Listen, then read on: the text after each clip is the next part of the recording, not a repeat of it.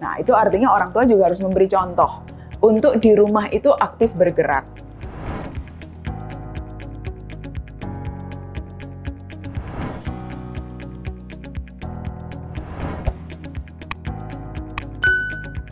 Yang kedua, bicara tentang gaya hidup sehat adalah bicara soal aktivitas fisik harian.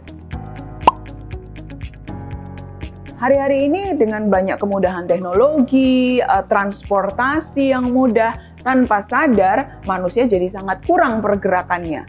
Padahal untuk kalori dibakar oleh tubuh, orang harus bergerak. Nah, jadi apa yang bisa dicontohkan orang tua?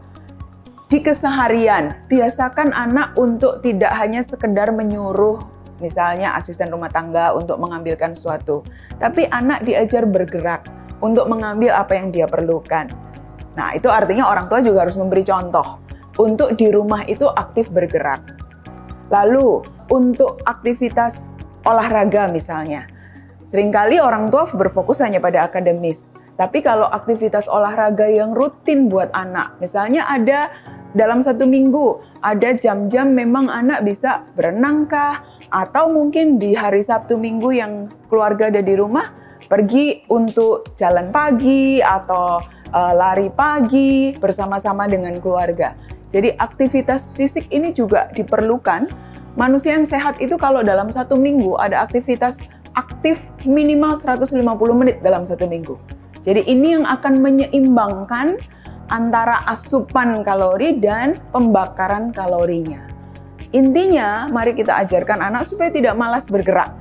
Karena anak sekarang cenderung maunya tinggal duduk, tidak melakukan apa-apa kemana-mana malas, tanpa sadar karena kita juga orang tua yang memberikan contoh itu. Contoh praktis lain soal aktivitas fisik adalah, misalnya kalau ada lokasi-lokasi yang kita bisa naik tangga daripada naik lift, maka beri contoh pada anak untuk menggunakan kesempatan naik turun tangga daripada diam hanya naik lift sebagai aktivitas untuk bergerak. Jadi intinya bagaimana orang tua memfasilitasi anak supaya aktif menggerakkan tubuhnya dan akhirnya itu juga menjadi kebiasaan bagi anak. Ikuti terus sosial media Tanam Benih untuk mendapatkan video-video parenting lainnya.